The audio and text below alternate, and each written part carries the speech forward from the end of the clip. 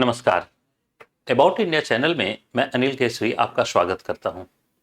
About India channel का वास्तविक उद्देश्य भारत की संस्कृति और भारत की सांस्कृतिक विरासत से परिचय कराना है और इस सांस्कृतिक विरासत की कड़ी में हम लोग आज भारत में कैलेंडर के बारे में चर्चा कर रहे हैं और इस कैलेंडर में हिंदू कैलेंडर के अंतर्गत में पूर्णिमा और अमावस्या का विशेष जो है वह महत्व जो है वह देखने को मिलता है। आखिर हमारे हिंदू कैलेंडर में पूर्णिमा और अमावस्या की स्थिति क्या है, क्या महत्व है, हम लोग इसके बारे में संक्षिप्तता से जानने का प्रयास करेंगे। तो आइए देखिए, पूर्णिमा के बारे में पहले हम लोग जानने का प्रयास करेंगे और इस कैलेंडर चंद्र मास का जो कैलेंडर होता है, इस चंद्र मास के कैलेंडर में जो है वह देखिए हम लोग यहाँ सनलाइट को रख रहे हैं, यहाँ सनलाइट को रख रहे हैं और अगर यहाँ सनलाइट है, यहाँ पर अर्थ की स्थिति है, ये अर्थ पृथ्वी की स्थिति है और इस पृथ्वी की स्थिति में हम लोग देखें तो यहाँ पर ये पहला जो स्थिति है ये अमावस्या की स्थिति है, ये अमावस्या है और यहाँ जो दूसरी स्थिति यहाँ पर जो हम लोग बात कर रहे हैं ये फुल मून है, ये हम पूर्णिमा की स्थिति कर रहे हैं, यह पूर्णिमा की स्थिति। तो देखिए पूरा जो चंद्रमास होता है, चंद्रमास ये यहाँ से अमावस्या से पूर्णिमा एक पक्ष जिसे हम शुक्ल पक्ष का नाम देते हैं और यहाँ पूर्णिमा से अमावस्या इसे हम कृष्ण पक्ष का नाम देते हैं, इसे हम कृष्ण पक्ष का नाम देते हैं और ये दो पक्ष है। पूरा एक माह जो है वह 29.5 दिनों में होता है जबकि एक पक्ष जो है वह 15 दिनों में होता है। तो इसका मतलब है प्रत्येक 15 दिन में अमावस्या से पूर्णिमा और फिर पूर्णिमा से अमावस्या की ओर जो है की स्थिति देखी जाती है हर एक 15 दिनों में, यानी हर एक 15 दिनों में हम लोग अमावस्या से पूर्णिमा देखेंगे और पूर्णिमा से अमावस्या देखेंगे। इस पूरे जो है चंद्र मास के अंतर्गत में हम लोग हिंदू धर्म के अंदर जो है अगर देखने का प्रयास करें तो पूर्णिमा का विशेष महत्व है। देखिए हमारे यहाँ हजारों सालों से जो है हमारे भारतीय संस्कृति का विकास हुआ और इस भारतीय संस्कृति के विकास में निश्चित तौर पर आज हम लोग वर्तमान में स्ट्रीट लाइट आदि की व्यवस्था जो है वह कर पाए, लेकिन ये स्ट्रीट लाइट जो है वह पहले नहीं थे और अगर पहले नहीं थे तो निश्चित तौर पर रात्रि के समय में ये चंद्रमा ही हमें है वह मार्ग जो है वह प्रशस्त करते थे। इसका मतलब है चंद्रमा की रोशनी हमारे लिए काफी महत्वपूर्ण थी, हमारे हजारों सालों से जो है वह हमारे लिए महत्वपूर्ण रही है। आज इसकी महत्ता नगरीय जीवन में भले ही कम हो गई होगी लेकिन ग्रामीण जीवन में इसकी महत्ता आज भी बरकरार है। आइए अब पूर्णिमा देखिए, जब हम अमावस्या से पूर्णिमा तक का फेज पूरा करते हैं तो इसके ठीक एक दिन पहले यहां ये 14th डे होता है और 14th डे जो होता है ये इस प्रकार का चांद दिखाई देता है जिसे हम 14वीं का चांद कहते हैं। आपने सुना भी होगा, इस पर जो है वह हमारे फिल्म संगीत में जो है वह गाने वगैरह भी बने हुए हैं। ये 14वीं का चांद और 14वीं के चांद की विशेषता और पूर्णिमा में जो है वह थोड़ा सा अंतर है। आप देखिएगा कि यहां से चांद जो है वह थोड़ा सा कटा हुआ दिखाई दे रहा है, यहां से चांद थोड़ा सा कटा हुआ दिखाई दे रहा है, यानी चांद पूरा जो है वह पूरा का पूरा गोल नहीं है और पूरा गोल नहीं है लेकिन चांद प्रकाशमान है, यानी चांद जो है वो प्रकाशमान अधिक है। तो चांद 14वीं का चांद प्रकाशमान जो है वह अधिक होता है, इसलिए वो खूबसूरत दिखाई देता है, इसलिए हम सुंदरता से इसकी तुलना करते हैं 14वीं के चांद की। अब देखिए ये पूर्णिमा का चांद है और ये पूर्णिमा का चांद है। तो पूर्णिमा के चांद में आपने गौर करके देखा होगा, बहुत बार जो है वो पूर्णिमा को देखा होगा, पूर्णिमा में जो मून राइज जो होते हैं यानी चंद्रमा का जो उदय होता है वो पूर्व दिशा से होता है, जबकि मून का सेट यानी चंद्र का जो अस्त होता है वो पश्चिम दिशा से होता है। तो मून राइज हम लोग अगर पूर्व दिशा से जो है वह देखते हैं, हम अपने भारतीय जो है वह क्षेत्र में अगर पूर्व दिशा से देखते हैं तो देखिए वहां पर चंद्रमा हमेशा एक ही तरह का नहीं दिखाई देता है। मैं आपको कुछ जो है वह इसके अलग अलग पिक्चर्स जो है वह दिखाना चाहूंगा जिसके माध्यम से देखिए एक जो है वह फुल मून का पिक्चर है,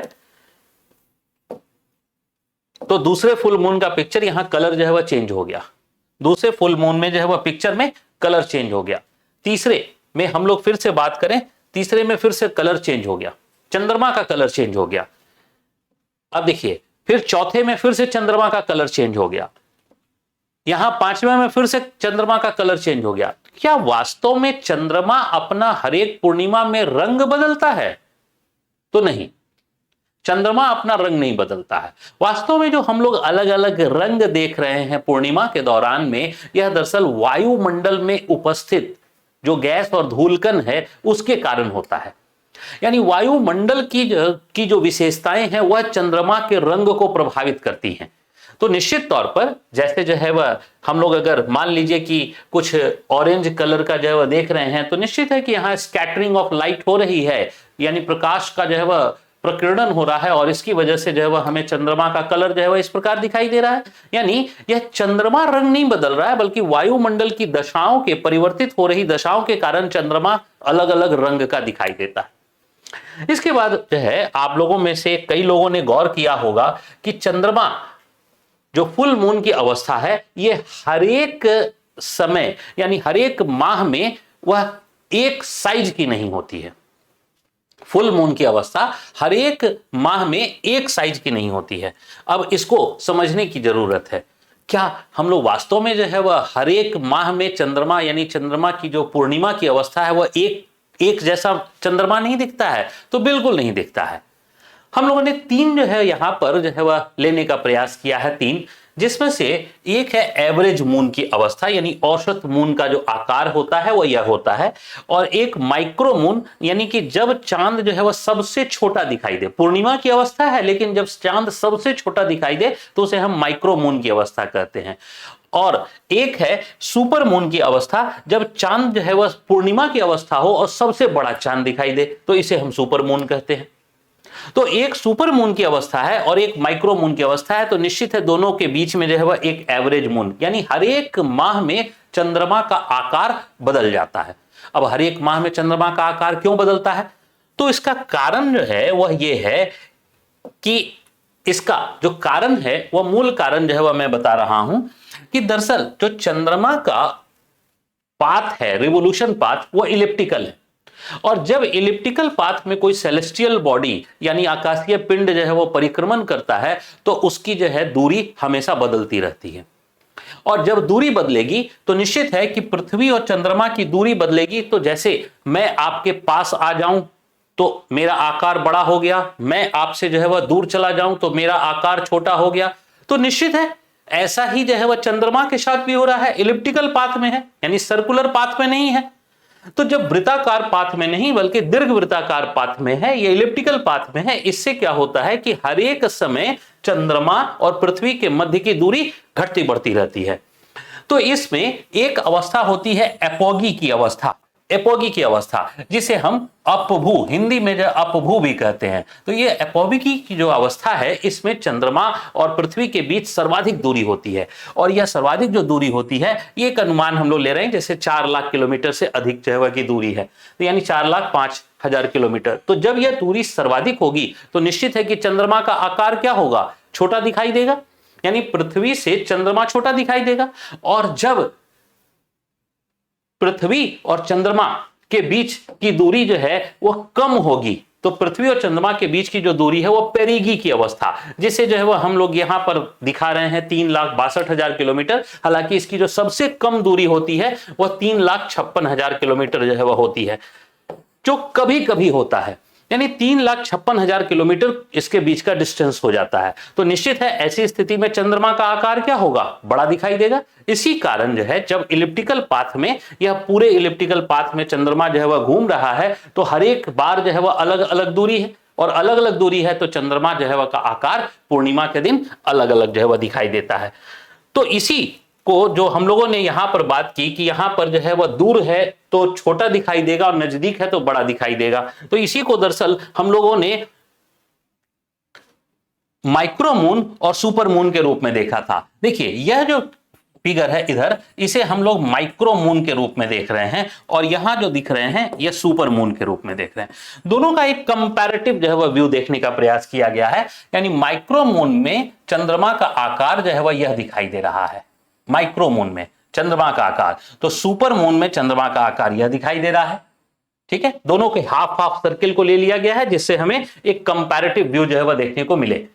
अब ये माइक्रो मून ये जो है वह कब है? तो एपोगी, यानी कि जो है वह यह कब है? अपभू की अवस्था। और जो सुपर मून है वह पेरिगी की अवस्था, यानी उपभू की अवस्था। इसी हम लोग उपभू की अवस्था कहते हैं सबसे। तो माइक्रो मून से जब सुपर मून की अवस्था जो है वह हम लोग तुलना करें तो देखिए, तुलना में जो है वह देखें कि ये 14% अधिक बड़ा है, यानी सुपर मून 14% अधिक बड़ा, यानी माइक्रो मून से 14% अधिक बड़ा है, जबकि यह 30% अधिक चमकीला दिखाई देता है, यानी इसकी जो चमक है वो 30% अधिक है। तो निश्चित है कि यह ज्यादा ब्राइटर दिखाई देगा। तो ऐसी स्थिति में निश्चित तौर पर सुपर मून का महत्व जो है वह माइक्रो मून से ज्यादा बड़ा हो जाएगा। क्यों? क्योंकि यह अधिक मात्रा में प्रकाश को परावर्तित कर रहा होगा धरती पर। तो अधिक मात्रा में प्रकाश को जब परावर्तित करेगा तो इसका निश्चित है कि धरती पर उस दिन अधिक प्रकाश जो है वह रात्रि में देखा जाएगा। तो ये जो है वह पूर्णिमा की जो है अवस्थाएं थी। अब देखिए, पूर्णिमा की अवस्था के बाद हम लोग यहां तुलना करने की जो है वह बात है अमावस्या की। अमावस्या की तुलना जो है वह हम लोग करें तो अमावस्या में चांद जो है वह हम लोग देख नहीं सकते हैं। तो निश्चित है कि यहां पर एक ब्लैंक जो है वह मैंने डायग्राम लिया है, और ये ब्लैंक डायग्राम में आपको चांद दिखाई नहीं दे रहा होगा निश्चित तौर पर। क्यों? क्योंकि यह न्यू मून की अवस्था है।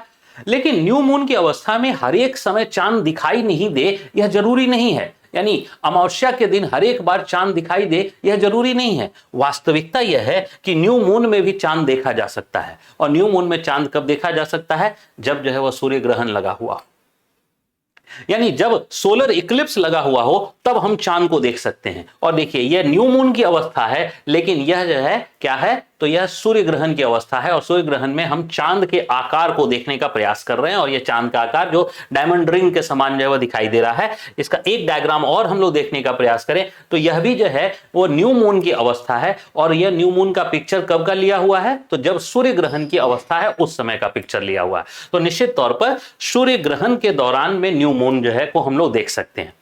अब यहां ग्रहण को भी जो है वह मैं यहीं पे थोड़ा सा जो है वह चर्चा कर दूं कि ग्रहण के बारे में हम लोग चर्चा कर दें कि हम लोग अमावस्या के दिन, अमावस्या जब जो है वह होती है तो इस अमावस्या के दिन दरअसल जो है वह सूर्य ग्रहण जो है वह की स्थिति को देखते हैं। अमावस्या के दिन हम लोग सूर्य ग्रहण की स्थिति को देखते हैं। इसके बारे में हम लोग एक सेपरेट वीडियो बनाकर जो है वह बताएंगे ग्रहण के बारे में। इसके बाद ग्रहण का क्यों जो है वह भारतीय संस्कृति में विशेष महत्व है, और उसमें तमाम प्रकार की जो है वह कई जो है जो रोचक बातें भी हैं और कई जो है वह साइंटिफिक बातें भी हैं, उन सभी को जो है वह हम लोग सूर्य ग्रहण के बारे में चर्चा करेंगे। यानी उसमें बहुत प्रतिबंध होते हैं हमारे समाज में कि ये नहीं करना है, ग्रहण में ये नहीं करना है। तो उसकी कुछ जो है साइंटिफिक बातें और कुछ जो है वह जो तर्क की बातें हैं उसकी चर्चा करेंगे। और ये जो फुल मून की अवस्था है, इसी समय हम लोग जो है वह चंद्र ग्रहण की अवस्था देखते हैं। यह चंद्र ग्रहण की अवस्था, यानी ये लूनर इक्लिप्स जो है वह है, लूनर इक्लिप्स की घटना जो है वह यहां पर देखने को मिलती है, और यहां पर सोलर इक्लिप्स की घटना जो है वह देखने को मिलती है। दोनों के बारे में, दोनों ग्रहण के बारे में हम लोग जो है वह विस्तार से चर्चा जो है वह अलग वीडियो में करेंगे। एक चर्चा केवल मैं यहां कर दूं कि एक पूर्णिमा और अमावस्या, तो पूर्णिमा और अमावस्या में हम लोग जो है वह बात करें तो एक माह में हमारे पास जो है जो एक माह है, एक माह में एक पूर्णिमा और एक अमावस्या जो है वह देखने को मिलती है। तो ऐसी स्थिति में हमें एक वर्ष की अगर जो है वह हम बात करें तो एक वर्ष में हमें 12 पूर्णिमा और 12 अमावस्या जो है वह होंगे। लेकिन कई वर्ष ऐसे होते हैं जिसमें जो है वो एक एक्स्ट्रा हो जाता है, यानी दोनों की अवस्था मिला दें, पूर्णिमा और अमावस्या दोनों को मिला दें तो दोनों को मिलाकर हम लोग 25 की संख्या देखते हैं। यानी हो सकता है कि 13 पूर्णिमा हो जाए या 13 अमावस्या हो जाए। जैसे 2021 की बात करें तो इस वर्ष जो है वह 13 अमावस्या देखे जा रहे हैं। तो ये ऐसा जो होता है वो हम लोग कुछ वर्षों के अंतराल में देखते हैं। और ऐसा क्यों होता है? क्योंकि सौर कैलेंडर 365 दिनों का होता है, जबकि चंद्र कैलेंडर 354 दिनों का होता है। तो इसमें जो 11 दिनों का जो अंतराल है, इसके कारण हम लोग कभी कभी जो है वह क्या देखते हैं कि एक वर्ष में 25 पूर्णिमा या चंद्रमा, 25 पूर्णिमा या अमावस्या टोटलिटी में दोनों को जो है वह संयुक्त करके देखें तो जो है वह देखते हैं। अन्यथा सामान्यतः एक वर्ष में 12 और 12 यानी 24 जो है वह होते हैं, और कभी कभी एक 25 जो है वह की संख्या भी हमें देखने को मिलती है। तो ये पूर्णिमा और चंद्रमा के बारे में हम लोगों ने जो है वह जाना। अगले वीडियो में, इसी के कैलेंडर के अगले वीडियो में हम लोग एकादशी के बारे में जानेंगे। तब तक के लिए आप सभी का धन्यवाद, नमस्कार, थैंक यू, जय हिंद।